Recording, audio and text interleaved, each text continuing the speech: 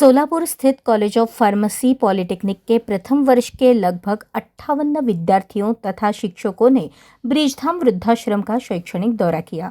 विद्यार्थियों को सामाजिक जागरूकता, सेवा भाव और संस्कारों का महत्व प्रत्यक्ष अनुभव के माध्यम से समझ में आए, इस उद्देश्य से इस भेंट का आयोजन किया गया।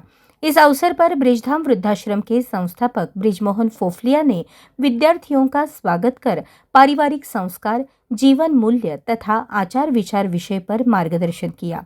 विद्यार्थियों को संबोधित करते हुए उन्होंने कहा कि माता पिता ईश्वर का ही स्वरूप है और वे जीवन भर कष्ट सहकर बच्चों को शिक्षा, संस्कार और उज्जवल भविष्य प्रदान करते हैं।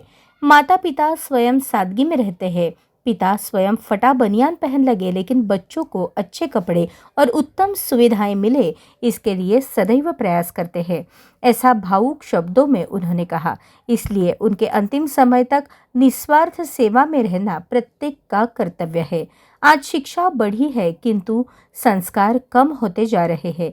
यह खेद व्यक्त करते हुए उन्होंने बढ़ते तलाक के मामलों की ओर ध्यान आकर्षित किया। परिवार में परस्पर सम्मान, संयम और सेवा भाव कम होने से संबंध टूटते जा रहे हैं, ऐसा उन्होंने कहा। पहले बड़े परिवार एक साथ रहते थे, आज रिश्ते कमजोर होते जा रहे हैं और यदि समाज को टिकाए रखना है तो पारिवारिक मूल्यों का संरक्षण आवश्यक है, ऐसा उन्होंने प्रतिपादित किया। हम होटल के भोजन की प्रशंसा करते हैं, किंतु मां के प्रेम से परोसे गए भोजन का सम्मान नहीं करते। यह खेद व्यक्त करते हुए उन्होंने पहले माता पिता की सेवा करने का आह्वान किया।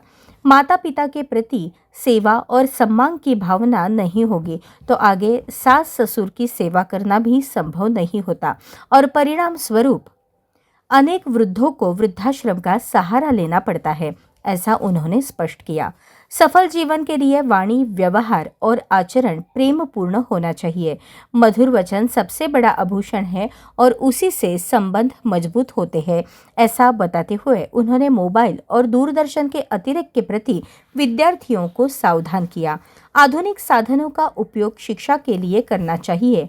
गलत उपयोग व्यक्तित्व के लिए हानिकारक सिद्ध होता है, ऐसा उन्होंने परामर्श दिया।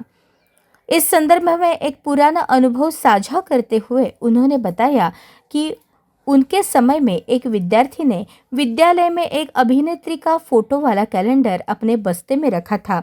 यह बात घर वालों के ध्यान में आते ही माता पिता उसे समझाकर विद्यालय ले गए और शिक्षक के सामने भी उसे कठोर चेतावनी दी गई।